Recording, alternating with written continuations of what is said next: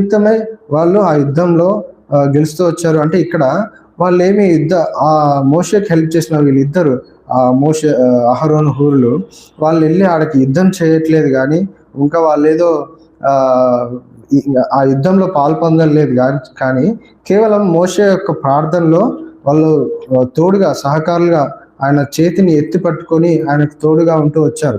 కాబట్టి ఈ యొక్క భాగం ద్వారా మనం ఏం తెలుసుకోవాలంటే, సేవకులు చేస్తున్న పరిచర్యలో వాళ్ళు పడుతున్న కష్టాల్లో వాళ్ళ కోసమై మన ప్రార్థన ఉంటుందా లేదా?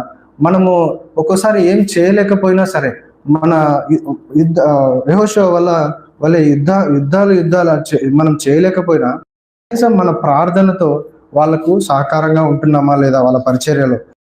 దేవుడు ఈ దినాన మనకు హెచ్చరిస్తూ వస్తున్నాడనమాట. మన ప్రార్థనలు ఆయన సేవకుల యొక్క